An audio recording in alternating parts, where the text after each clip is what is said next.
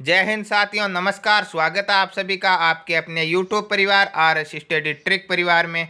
और जैसा कि आप थंबनेल में देख रहे हो, अपनी रोजाना की क्लास को कंटिन्यू करते हुए हम लेकर आए हैं आप सभी के लिए गणित और रीजनिंग से संबंधित पूरे 20 मोस्ट इंपॉर्टेंट क्वेश्चन, जो विशेषकर सेना भर्ती परीक्षा के पैटर्न पर आधारित है। और अपनी तैयारी का आकलन करने के लिए आपको 20 में से 14 प्लस का टारगेट रखना होगा और लास्ट में कमेंट बॉक्स में कमेंट करके ज़रूर बताना होगा कि 20 में से आप कितने सही कर पाए। ये सीरीज आपकी कंटिन्यू पार्ट दर पार्ट चलती है, जिसके हम 11 पार्ट कंप्लीट कर चुके हैं। यदि वो आपने नहीं देखे हैं तो उन्हें देखना ना भूलें, जिसकी प्लेलिस्ट आपके तैयार हो चुकी है। और ये सीरीज आगे भी आपकी कंटिन्यू चलती रहेगी। तो रोजाना समय पर वीडियो पाने के लिए चैनल को सब्सक्राइब कर लीजिए और नोटिफिकेशन बेल को भी ऑन कर लीजिए, ताकि आने वाले वीडियो की पल पल की अपडेट आप तक समय पर पहुंचती रहे। साथ ही इन सभी वीडियो की PDF फाइल तथा अनेक प्रकार के नोट्स प्राप्त करने के लिए हमारे टेलीग्राम चैनल को ज्वाइन कर लीजिए, जिसका लिंक आपके डिस्क्रिप्शन में दिया गया है। इसके अलावा यदि आप हेराल्ड पुस्तक के पूरे 50 पेपर सेट तथा राम सिंह यादव की पुस्तक के पूरे 50 पेपर सेट देखना चाहते हो तो उनकी प्लेलिस्ट का लिंक भी आपके डिस्क्रिप्शन में दिया गया है। तो आज के पहले क्वेश्चन की ओर चलते हैं। पहले 15 क्वेश्चन आपके गणित के होने वाले हैं और लास्ट के 5 क्वेश्चन रीजनिंग के होंगे। तो गणित का पहला क्वेश्चन मोस्ट इंपॉर्टेंट क्वेश्चन है, आपकी स्क्रीन पर दिया गया है कि 3 पुरुष या 6 लड़के किसी काम को 25 दिन में पूरा कर सकते हैं। काम को पूरा करने के लिए 6 पुरुषों और 3 लड़कों द्वारा लिया गया समय ज्ञात करना है। ठीक है, इसे हम इस प्रकार भी पढ़ सकते हैं कि 3 पुरुष अथवा 6 लड़के किसी काम को 25 दिन में करते हैं, तो 6 पुरुष और 3 लड़के उस काम को कितने दिन में करेंगे। एक ही बात है, भाषा थोड़ी अलग अलग है, परंतु क्वेश्चन एक ही है। ठीक है, यहाँ पे देखिए, एक तो दिया गया या, एक दिया गया और, इन दोनों में क्या अंतर होगा। यहाँ पे ये बोल रहा है कि 3 पुरुष या 6 लड़के, यानी या तो 3 पुरुषों से काम करवा लो, 3 आदमियों से काम करवा लो, या 6 लड़कों से काम करवा लो, दोनों क्या करेंगे, बराबर काम करेंगे। तो हम कह सकते हैं 3 पुरुष 6 लड़कों के बराबर काम करते हैं। तो एक पुरुष कितने लड़कों के बराबर काम करेगा, 3 दूने 6, 2 लड़कों के बराबर काम करेगा। तो अब इस प्रश्न को पुरुष को छोड़ दो और केवल लड़कों को उठा सकते हैं, या फिर लड़कों को छोड़ दो केवल पुरुषों को उठा सकते हैं। अब इसे हम इस प्रकार पढ़ेंगे, 6 लड़के किसी काम को 25 दिन में करते हैं, तो एक लड़का कितने दिनों में करेगा, 6 × 25। परंतु आगे क्या लिखा, आगे लिखा और 6 पुरुष और 3 लड़के, यहाँ पे साथ साथ काम करेंगे, 6 पुरुष होंगे और 3 लड़के भी होंगे। तो एक पुरुष 2 लड़कों के बराबर काम करेगा, तो 6 पुरुष कितने लड़कों के बराबर काम करेगा, 12 लड़कों के बराबर। और 3 लड़के कितने हो गए, 12 और 3 15 लड़के कितने समय में काम करेंगे, यह हमें ज्ञात करना। तो 25 छक्के कितने होते हैं, 150, और 150 में यदि हम 15 का भाग देंगे कितना आएगा, 10 दिन में काम करेंगे। ऑप्शन नंबर सी राइट होगा। कोई ज़्यादा लंबी कैलकुलेशन नहीं करनी है, बस प्रश्न को समझना अच्छी तरह से और उसका उत्तर निकाल देना है। नेक्स्ट क्वेश्चन, एक वस्तु का लागत मूल्य अंकित मूल्य का 75% है। यदि उसे 15% छूट पर बेचा जाए तो कितना प्रतिशत का लाभ होगा। आपको प्रश्न को पढ़ना है, समझना है और उत्तर निकालना है। ठीक है, यहाँ पे क्या दिया गया है कि लागत मूल्य अंकित मूल्य का 75% है। तो अंकित मूल्य मान लिया हमने 100 रुपये लिखा गया प्रिंट रेट। ठीक है, परंतु लगा कितना है, इसका 75%। 100 रुपये अंकित मूल्य है तो 75 रुपये लगे हैं। ठीक है, अब आपके एक तो छूट होगी, एक लाभ होगा। छूट हमेशा किस पर देते हैं, हम प्रिंट रेट पर छूट देते हैं, क्रय मूल्य पर कभी छूट नहीं देते, घाटा खाकर कोई नहीं बेचेगा। ठीक है, तो प्रिंट रेट पर छूट दी जाएगी। यहाँ पे क्या होगा, 15% की छूट, तो 100 पर 15 की छूट मतलब 85 में बेच देगा। तो लाभ कितना हुआ, खरीदा कितना, 75 में, बेचा कितना, 85 में, प्रिंट रेट कितनी है, 100 है, तो लाभ कितना हो जाएगा। लाभ हमेशा क्रय मूल्य पर होता, प्रिंट रेट पर नहीं होता। ठीक है, 75 में खरीदा और 85 में बेचा, 10 का लाभ हो गया। और लाभ क्रय मूल्य पर होता है तो लाभ प्रतिशत भी किस पर निकाला जाएगा, क्रय मूल्य पर निकाला जाएगा। लाभ प्रतिशत का सूत्र क्या होता है, लाभ बटा क्रय मूल्य इंटू क्या हो जाएगा, 100। अब इन्हें सरल कर लेते हैं। किस प्रकार करेंगे, 25 के पहाड़े से 100 4 बार कट जाएगा और 75 3 बार। 10 को 4 से गुणा करेंगे 40, और 40 में 3 का भाग देना, कितनी बार जाएगा, 13 3 39, एक शेषफल बचेगा, 3 3 9, 3 3 9, 13.33% का क्या होगा, लाभ होगा। ऑप्शन नंबर सी राइट होगा। आशा है आसानी से समझ में आ गया होगा। नेक्स्ट क्वेश्चन की ओर चलते हैं। नेक्स्ट क्वेश्चन भी आपका मोस्ट इंपॉर्टेंट क्वेश्चन है कि तानिया के वेतन में 15% की वृद्धि की गई। उसका बढ़ा हुआ वेतन 14,030 रुपये है। उसका मूल वेतन कितना है। हूबहू ऐसा ही क्वेश्चन पिछली क्लास में भी आया था आपके, यदि वो नहीं देखी है तो जाकर ज़रूर देखना और सभी क्लासें देखना। यदि ये क्लास आप कंटिन्यू देखते हो तो आप 20 में से 20 अपने कन्फर्म कर सकते हो। यहाँ पे दिया गया है कि 15% की वेतन में वृद्धि की गई है। मूल वेतन कितना होता है? 100% होता है हमेशा, ठीक है। और 15% की वृद्धि करेंगे तो कितना हो जाएगा? 115% हो जाएगा। और कितना बढ़ गया है?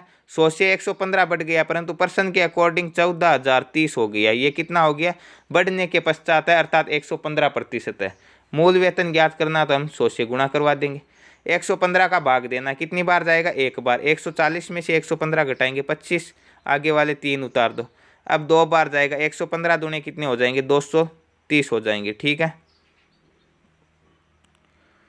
230 हो जाएंगे। कितने शेषफल बचेंगे? शेषफल बचेंगे 23। 253 में से 230 घटाएंगे 23 और 0 उतार दिया। फिर से 2 बार जाएगा। 115 दूने 230। 122 बार भाग जाएगा। 122 को 100 से गुणा करेंगे तो कितना हो जाएगा? 12,200 हो जाएगा। क्या? उसका मूल वेतन हो जाएगा। और जो 15% बढ़ने के पश्चात कितना हो जाएगा? 14,030 हो जाएगा। नेक्स्ट क्वेश्चन, एक रेलगाड़ी 36 किलोमीटर प्रति घंटे की रफ्तार से चल रही है। एक खंबे को पार करने में उसे 25 सेकंड का समय लगता है, तो गाड़ी की लंबाई क्या होगी? आपको बार बार बता चुका हूं कि जब रेलगाड़ी एक खंबे को, एक व्यक्ति को या एक बिंदु को पार करती है, ऐसी स्थिति में कुल दूरी कितनी होगी? कुल दूरी वही होगी जो रेलगाड़ी की लंबाई दी गई है, ठीक है। यहाँ पे रेलगाड़ी की चाल दी गई 36 किलोमीटर प्रति घंटे, परंतु यहाँ पे हमें सेकंड दिया गया, हमारे ऑप्शन में मीटर दिया गया, तो इससे भी हम मीटर प्रति सेकंड में बदल लेते हैं। किलोमीटर प्रति घंटे को मीटर प्रति सेकंड में बदलने का नियम 5/18 से गुणा करो, और मीटर प्रति सेकंड को किलोमीटर प्रति घंटे में बदलने का नियम 18/5 से गुणा कर दो। उसका उल्टा कर दो। 18 दूने 36, 5 दूने कितना हो जाएगा? 10। 10 मीटर प्रति सेकंड रेलगाड़ी की चाल है और समय लेती है 25 सेकंड का, तो दूरी कितनी हो जाएगी? 25 × 10, अर्थात हम कह सकते हैं 250 मीटर की दूरी हो जाएगी। और दूरी क्या हो गई?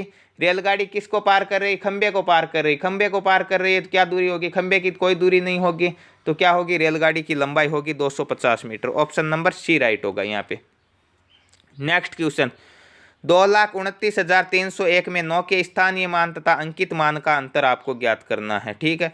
स्थानीय मान और अंकित मान को ही हम कहते हैं जातीय मान। आपको निकालना आना अनिवार्य है, ठीक है।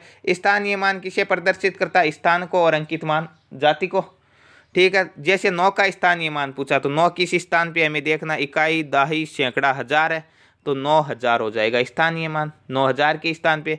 या फिर हमें क्या करना? 9 उतारना है, और 9 के बाद में कितनी संख्या? 1 2 3 है, तो 1 2 3 0 उतार दो। एक ही तरीका है, किसी से भी आप कर सकते हो। और अंकित मान क्या होगा? अंकित मान वही होगा जिसका पूछा गया है। 9 का पूछा गया 9 होगा, 5 का पूछता तो 5 होता, 0 का पूछता तो 0 होता, 1 का पूछता तो 1 होता, ठीक है। तो 9 अंतर कितना हो जाएगा? 9,000 में से 9 घटाएंगे तो कितना हो जाएगा? 8,991 हो जाएगा। ऑप्शन नंबर बी राइट होगा यहाँ पे। नेक्स्ट क्वेश्चन, यदि 11, 17, 23 एक समांतर श्रेणी है तो 12वां पद आपको ज्ञात करना है।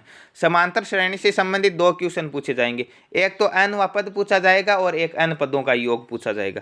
यहाँ पे पूछा है पद, nवें पद का सूत्र क्या होता है? nवें पद का सूत्र होता है a + के n-1 इंटू क्या हो जाएगा? d। अब आप बोलोगे ये d क्या होगा, n क्या होगा, a क्या होगा?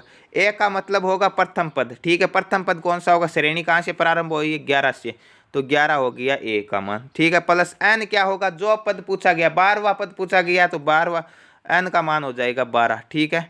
माइनस का 1। अब d क्या होगा? d होगा, d को हम बोलते हैं सार्वत्रिक अंतर, ठीक है। इनका अंतर कितने कितने का, कितने के अंतराल पर श्रेणी चल रही? जैसे 11 और 6 17, 17 और 6 23, मतलब सभी में 6 का अंतर है, ठीक है। तो d का मान हो जाएगा 6। अब इन्हें सरल कर लेते। 11 प्लस कितने हो जाएंगे? 12 में से 1 घटाएंगे 11, और 11 को 6 से गुणा करेंगे, 11 6 के 66, 66 और 11 कितने होते हैं? 77। तो 12वां पद क्या आएगा? इसका 77 आएगा। ऑप्शन नंबर ए राइट होगा। और एक क्वेश्चन पूछा जाता है n पदों का योग। योग का सूत्र क्या होगा? योग का सूत्र इससे थोड़ा सा बड़ा होगा। योग का सूत्र होता है n/2, जहाँ पे n वही होगा जो पद पूछा गया।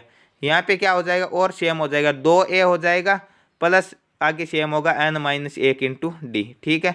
2a + n-1 इंटू डी, और 12n/2 से गुणा करवाना है, ठीक है। ये हो जाएगा n पदों का योग यदि पूछा जाए, और n पद पूछा जाए तो वो हो जाएगा a + n-1 into D. Next question, 2 संख्याओं का लघुत्तम समापवर्तक तथा महत्तम समापवर्तक का योग 396 है तथा अंतर 392। यहाँ पे HCF और LCM नहीं दिया गया और एक मिस प्रिंटिंग और दी गई है। यहाँ पे 392 नहीं है, 352 है। ठीक है, मिस प्रिंटिंग के कारण 392 लिखा गया है। ठीक है, यदि एक संख्या 44 है तो दूसरी संख्या ज्ञात करना। यहाँ पे आपको LCM और HCF नहीं दिया गया। LCM और HCF दे देता तो हम सीधा सीधा गुणा करके उत्तर निकाल लेते, परंतु यहाँ पे दिया गया, योग दिया गया और अंतर दिया गया। तो आपको बताया गया है कि यदि योग और अंतर दो संख्याओं का दिया गया होता है, ऐसी स्थिति में संख्याएं निकालनी बहुत आसान होती। कैसे होती है? एक बार तो दोनों का योग करो और 2 का भाग दो, तो क्या निकल कर आएगी? बड़ी संख्या आएगी। और दोनों का अंतर निकालो और 2 का भाग देंगे तो क्या निकल कर आएगी? छोटी संख्या। यहाँ पे हमें पता है कि जो छोटी आएगी वो HCF होगा और बड़ी होगी वो LCM होगा, क्योंकि सदैव यही होता आया है। छोटा HCF हमेशा छोटा होता है और LCM बड़ा होता है। तो हम क्या करेंगे, एक बार इसका अंतर निकालेंगे। 396 और 352 का अंतर कितना हो जाएगा? 44, और 44 में 2 का भाग देंगे तो कितना हो गया? 22। तो 22 तो क्या निकल कर आ गया? इन संख्याओं का HCF अर्थात महत्तम समापवर्ती निकल कर आ गया। अब इनका योग कर लेते हैं एक बार। 396 और 352 का योग कितना हो जाएगा? 6 और 2 8, 9 5 14, 3 3 6 और 1 748। 748 में 2 का भाग देंगे कितनी बार जाएगा? 3 बार, 7 बार और 4 बार। 374 क्या आएगा इनका? 374 LCM आ गया। अब हमारे पास LCM आ गया 374, HCF आ गया 22, पहली संख्या आ गई 44, तो दूसरी संख्या क्या हो जाएगी? भाग देते ही निकल जाएगी। यही होता है HCF इंटू LCM बराबर पहली संख्या इंटू दूसरी संख्या। HCF और LCM दिया गया है तो 1 का भाग देंगे, दूसरी निकल कर आ जाएगी। 22 एकम 22, 22 दूने 44, 2 का भाग 374 में कितनी बार जाएगा? 187 बार जाएगा। तो दूसरी संख्या क्या आ गई? 187 आ गई। ऑप्शन नंबर बी राइट होगा। क्वेश्चन थोड़ा सा घुमा के दिया गया है और वैसे हूबहू क्वेश्चन पूछा जाता है आपका कि दो संख्याओं का HCF ये है, LCM ये है, पहली संख्या ये है, तो दूसरी संख्या आपको ज्ञात करनी है। नेक्स्ट क्वेश्चन, 5 व्यक्तियों का औसत वजन 76 किलोग्राम है। इनमें से 4 व्यक्तियों का औसत वजन 72, 74, 74, 75 और 81 किलोग्राम है। 5वें व्यक्ति का वजन कितना होगा? देखिए 5 का औसत दिया गया 76, तो 5 का योग कितना हो जाएगा? 5 इंटू 76 कितना हो जाएगा? 6 पंजे 30, 7 पंजे 35 और 3 38, 380 हो जाएगा। और इनमें से इन 4 का घटा देंगे तो क्या निकल कर आ जाएगा? 5वें का निकल कर आ जाएगा। तो 72, 74, 75 और 81 को योग करते, 4 और 2 6, 5 कितने हो जाएंगे? 11 और 1 12 के 2, 7 3 21 और 8 29 और 1 30 के 30, 302 हो गया। ठीक है, 380 में से 302 घटाएंगे तो कितना आ गया? 5वें व्यक्ति का वजन आ गया 78 kilogram. Option number B right होगा यहाँ पे। नेक्स्ट क्वेश्चन, यदि 8:9 समानुपात अक्ष अनुपात 18 है तो अक्ष का मान क्या होगा? आज के वीडियो का सबसे इजी क्वेश्चन है। ठीक है, आपको बताया गया बाह्य पदों का गुणनफल बराबर आंतरिक पदों का गुणनफल। आंतरिक पद क्या हो गए? 9 और अक्ष, तो कितने हो गए? 9 अक्ष बराबर क्या दिया गया? बाह्य पद 8 इंटू 18। ठीक है, अब ये 9 इसके गुणा में पक्षांतरण कर देंगे तो भाग में, 9 से 18 2 बार, 8 दूने कितने हो जाएंगे? 16। तो अक्ष का मान कितना आ गया? 16 निकल कर आ गया। ऑप्शन नंबर डी राइट हो गया यहाँ पे। नेक्स्ट क्वेश्चन, एक गोलाकार गुब्बारा जिसमें हवा भरने से इसकी त्रिज्या दोगुनी हो जाती है, तो इसके आयतन में कितने गुना प्रभाव पड़ेगा?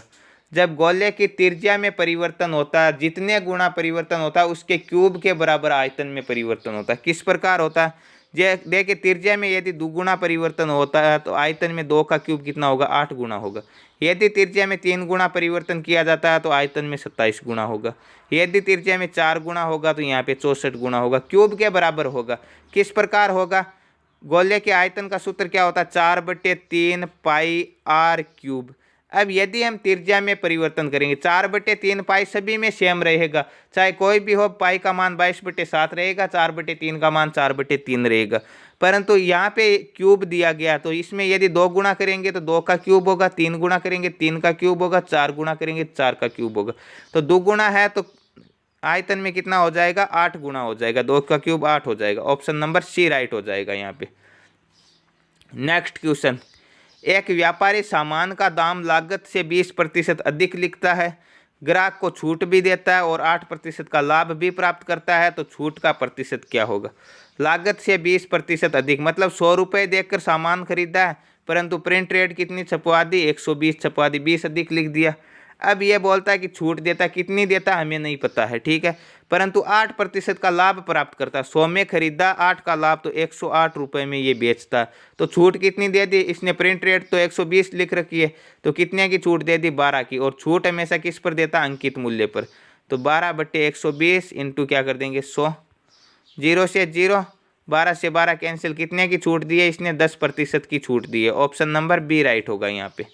नेक्स्ट क्वेश्चन, 25%, 20% और 10% के कार्मिक छूट के समतुल्य बट्टा क्या होगा।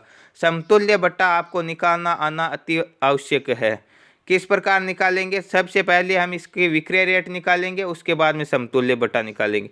मान लो 100 रुपये की कोई वस्तु है, अब ये छूट देना प्रारंभ करता है पहले 25% की।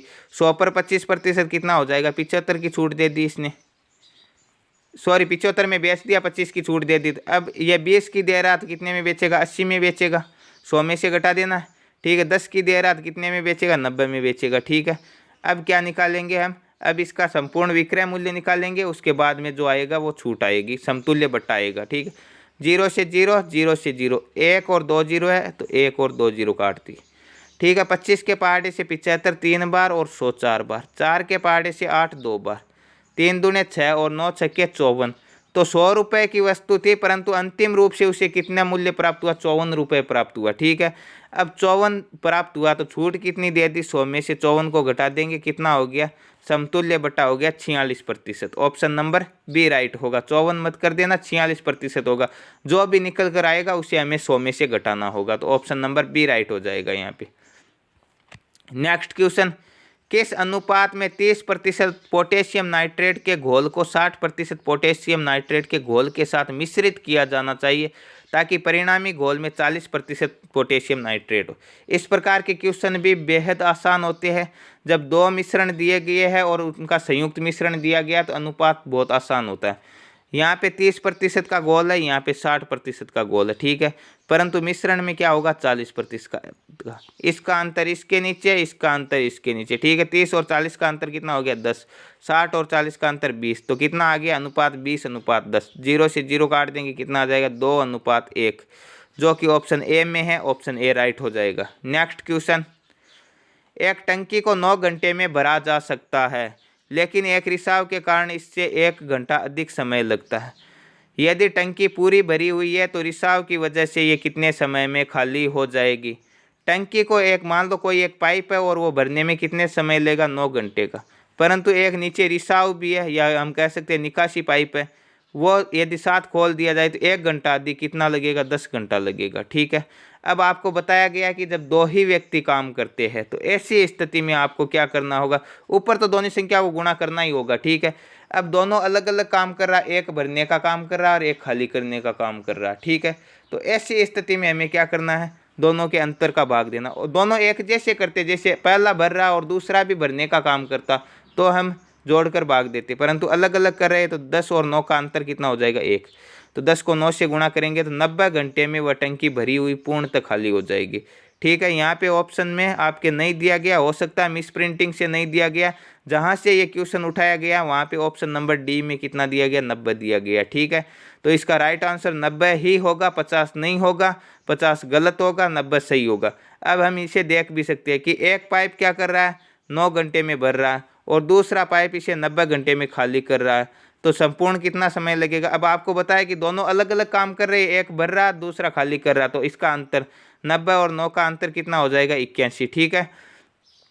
तो दोनों को साथ खोलने में कितना समय लगेगा, 9 के पहाड़े से 1 बार, 9 के पहाड़े से 9 बार और 9 का भाग 90 में 10 बार, तो 10 घंटे में भरेगी। और यही देखा है कि 9 घंटे की बजाय 1 घंटा अधिक मतलब 10 घंटे लग रहा, मतलब अपना उत्तर सही है। तो ऑप्शन नंबर डी राइट होगा या फिर 90 राइट होगा, ठीक है, 50 नहीं होगा, 90 इसका सही उत्तर होगा। नेक्स्ट क्वेश्चन और गणित का लास्ट क्वेश्चन, उसके बाद के 5 क्वेश्चन रीजनिंग के होने वाले हैं। गणित का लास्ट क्वेश्चन है कि एक ट्रेन 50 किलोमीटर प्रति घंटे की रफ्तार से एक स्टेशन से रवाना होती है तथा दूसरी ट्रेन 30 मिनट के बाद 150 किलोमीटर प्रति घंटे की चाल से उसी स्टेशन से चलती है। बताइए वह पहली ट्रेन को स्टेशन से कितनी दूरी पर पकड़ेगी। यहाँ पे दो ट्रेनें एक ही दिशा में जा रही है और आपको बताया है कि जब दो ट्रेनें एक ही दिशा में जाती है तो ऐसी स्थिति में सापेक्ष चाल क्या हो जाएगी, दोनों चालों का अंतर हो जाएगी, ठीक है। तो 150 और 50 का अंतर कितना हो जाएगा, सापेक्ष चाल हो जाएगी 100 किलोमीटर। ठीक है, तो ये 1 घंटे में 100 किलोमीटर की दूरी तय कवर कर लेगी। जो पीछे से चल रही है वो स्पीड चल रही है। ठीक है, तो यहाँ पे 1 घंटे में 100 किलोमीटर की दूरी कवर कर लेगी। अब आपके प्रश्न में लिखा है कि पहली ट्रेन रवाना होने के बाद दूसरी ट्रेन 30 मिनट के बाद, तो 30 मिनट में पहली ट्रेन कितनी दूरी पर चली गई, 1 घंटे में 50 किलोमीटर जाती है, तो आधे घंटे में 25 किलोमीटर की दूरी कवर कर लेगी। ठीक है, तो आधे घंटे में 25 किलोमीटर की दूरी पर अधिक चली जाएगी। और यह 25 किलोमीटर की दूरी तय करने में इस दूसरी ट्रेन को कितना समय लगेगा, यह बोल रहा है कि 1 घंटे में तो ये 100 किलोमीटर की दूरी कवर करती है, तो 60 मिनट में कितनी कर लेगी, 60 से गुणा करवा देंगे, 0 से 0, 5 के पहाड़े से 5 बार और 5 के पहाड़े से 2 बार, 6 पंजे 30 में 2 का भाग देंगे तो 15 मिनट के बाद उस ट्रेन को पकड़ लेगी। ठीक है, परंतु पूछा है कि कितनी दूरी पर पकड़ेगी, हमने तो देखा कि 15 मिनट बाद पकड़ेगी, तो 15 मिनट में ये कितनी दूरी कवर कर लेगी, 1 घंटे में 150 किलोमीटर चलती है, मतलब कितने मिनट में, 60 मिनट में, 1 घंटे में 60 मिनट होता है, तो 15 मिनट में कितनी दूरी कवर करेगी, 0 से 0 काट देंगे, यहाँ पे हम इसे 3 से काट लेंगे, कितनी बार, 5 बार, और 3 से काट लेंगे 2 बार, 15 को 5 से गुणा करेंगे कितना हो जाएगा, 75, 75 में 2 का भाग देंगे तो कितना आ जाएगा, 37.5 किलोमीटर के बाद ये पकड़ लेगी। ऑप्शन नंबर सी राइट हो जाएगा। यदि समय पूछा तो 15 मिनट बाद पकड़ लेगी, दूरी पूछे तो 37.5 किलोमीटर के बाद पकड़ लेगी। तो यह थे गणित के 15 मोस्ट इंपॉर्टेंट क्वेश्चन। आशा है आपके आसानी से समझ में आए होंगे। नेक्स्ट पार्ट में हम करने वाले रीजनिंग के 5 मोस्ट इंपॉर्टेंट क्वेश्चनों पर चर्चा। तो रीजनिंग का पहला क्वेश्चन आपकी स्क्रीन पर दिया गया है कि निम्न प्रश्नों में से उसे चुनिए जो अन्य 3 विकल्पों से भिन्न है। जिराफ, घोड़ा, ऊंट, बैल। देखिए यहाँ पे हमें दिखाई दे रहा है कि जिराफ एक पशु है, घोड़ा भी एक पशु है, बैल भी एक पशु है, ऊंट भी पशु है, सभी समान है। परंतु कुछ तो एक में ऐसा है जो 3 में नहीं है। बैल क्या है, बैल एक पालतू पशु, हम घर में पालते हैं, घोड़े को भी पालते हैं, ऊंट को भी पालते हैं, परंतु क्या कोई जिराफ को पालता है, नहीं पालता है। जिराफ एक जंगली जानवर है। ऑप्शन नंबर ए राइट होगा यहाँ पे, ये इनसे अलग है। नेक्स्ट क्वेश्चन ब्लड रिलेशन का क्वेश्चन, बिल्कुल आसान सा क्वेश्चन है कि सरिता का परिचय कराते हुए मीना बोली, वह मेरे पिता की एकमात्र पुत्री की एकमात्र पुत्री है। मीना किस प्रकार सरिता से संबंधित है। अब सरिता क्या कहती है कि मीना के बारे में कहती है कि वह मेरे पिता की एकमात्र पुत्री। अब यदि एक लड़की बोलती है कि मेरे पिता की एकमात्र पुत्री, मतलब वह खुद को बता रही है कि मैं खुद, और की एकमात्र पुत्री और मेरी पुत्री। ठीक है, मेरे पिता की पुत्री क्या हो गई, मेरी पुत्री हो गई। तो यह सरिता बोलती है कि मीना मेरी पुत्री है। तो मीना किस प्रकार सरिता से संबंधित, सरिता क्या हो गई, मीना की माँ हो गई। ऑप्शन नंबर डी राइट हो गया यहाँ पे। नेक्स्ट क्वेश्चन, दी गई श्रृंखला में अगला पद क्या होगा। एक सीरीज दी गई है, आगे का पद आपको ज्ञात करना। क्या सीरीज दी गई, -2, 4, 22, 58, 118, 208। आगे का पद आपको ज्ञात करना है। ठीक है, कितने कितने का अंतर दिया गया। देखिए पहले दिया गया -2 और 4 में 6 का अंतर, फिर कितने का दिया गया 18 का अंतर, फिर कितने का दिया गया 22 और 58 में दिया गया 36 का अंतर, फिर कितने का दिया गया इसमें 58 और 111 में 60 का अंतर, फिर दिया गया आपके कितने का 90 का अंतर। अब इस अंतर को हमें देखना है। पहले 6 का अंतर है, ठीक है, फिर 6 × 3 का अंतर हो जाएगा, 6 × 3 का अंतर, 6 3 18 का अंतर, फिर कितने का अंतर दिया गया 6 × 6 का अंतर, फिर 6 × यहाँ पे कितने का अंतर हो जाएगा 6 × 10 का अंतर हो जाएगा। ठीक है, 6 10 60 होते हैं। ठीक है, फिर 6 × 15 का अंतर है। तो पहले 3 में 3 जोड़े 6, 6 में 4 जोड़े 10, 10 में 5 जोड़े 15 और 15 में 6 जोड़ेंगे कितना हो जाएगा 21। तो 6 × 21 का अंतर आएगा आगे। 6 एकम 6, 6 दूने 12, तो 126 का अंतर होगा। 208 और 126 कितने होते हैं, 208 और 126 होते हैं 334। ऑप्शन नंबर ए राइट होगा यहाँ पे। नेक्स्ट क्वेश्चन, नीचे दी गई श्रृंखला में कोई एक पद गलत दिया गया, आपको उसका पता लगाना जो गलत है। 10 एक सीरीज दी गई है और 10 7 10 19 15 127 370। ठीक है, और एक पद इनमें दिया गया है गलत। गलत कौन सा है ये आपको देखना। देखिए 7 और 10 में 3 का अंतर, 10 और 19 में 9 का अंतर। ठीक है, पहले 3 का अंतर फिर 9 का अंतर। आगे वाले में हम अंतर देखते हैं, इसमें कितने का अंतर हो जाएगा 19 और 15 में पहले 3 का अंतर फिर 9 का अंतर, तो 3 3 9 9 तिये अब कितने का अंतर होना चाहिए, वैसे देखें तो 27 का अंतर होना चाहिए। ठीक है, 19 और 27 कितना होगा, 19 और 27 होगा आपका 9 और 7 16, 2 3 और 1 4 46 होगा, परंतु यहाँ पे दिया गया 15। देखते हैं, हो सकता है 15 ही गलत हो। पहले 3 का, 9 का, 27 का, अब 27 3 कितने होते हैं, 81 का अंतर करना। ठीक है, 46 और 81 कितना आता है, 127, बिल्कुल 127 आ रहा है। और अब कितने का होगा, 81 इंटू 3 कितना हो जाएगा, 81 इंटू 3 हो जाएगा आपके 3 और 243, तो 127 और 243 कितने होते हैं, 370 होते हैं। तो बिल्कुल आगे भी सही आ रहा, तो 15 की जगह क्या आने चाहिए, 46 आने चाहिए। ऑप्शन नंबर बी गलत हो जाएगा। नेक्स्ट क्वेश्चन और आज के वीडियो का लास्ट क्वेश्चन, यदि मोम के लिए मोमबत्ती तो तेल के लिए क्या होगा। मोम से क्या जलाई जाती है, मोमबत्ती जलाई जाती है। तेल से क्या जलाया जाता है, दिया जलाया जाता है। ठीक है, बत्ती नहीं जलाई जाती है, ध्यान रखना, दिया होगा इसका right answer. Option number B right होगा यहाँ पे। तो ये थे आज के क्वेश्चन, वीडियो के पूरे 20 क्वेश्चन। आशा है आपके समझ में आए होंगे और ये सीरीज आपकी इसी प्रकार कंटिन्यू चलने वाली है। और यदि रोजाना आप इसे देखते हो तो मैं गारंटी लेता हूँ आपके कि आप 20 में से 19 नहीं 20 से भी कर सकते हो। तो रोजाना समय पर वीडियो पाने के लिए चैनल को सब्सक्राइब जरूर कर लीजिए। इतनी मेहनत के बाद इतना तो आपका बनता ही है, और एक लाइक भी बनता है। और आप कमेंट बॉक्स में कमेंट करके बताना कि ये सीरीज आपको कैसी लग रही है। और राम सिंह यादव की पुस्तक के पेपर आपके कंटिन्यू चल रही है, जिसके हम 23 पेपर कंप्लीट कर चुके हैं और आगे वो भी कंटिन्यू चलेगी। और पुरानी वाली राम सिंह यादव की पुस्तक और हेराल्ड पुस्तक के पेपर हमारे द्वारा कंप्लीट करवाए जा चुके हैं, जिसकी प्लेलिस्टों का लिंक आपके डिस्क्रिप्शन में दिया गया है। और आपका यदि साथ ऐसे ही बना रहेगा तो आगे भी हम आपके लिए बहुत कुछ लेकर आने वाले हैं। तो मिलते हैं नेक्स्ट वीडियो में, तब तक के लिए थैंक यू, धन्यवाद, जय हिंद, जय भारत।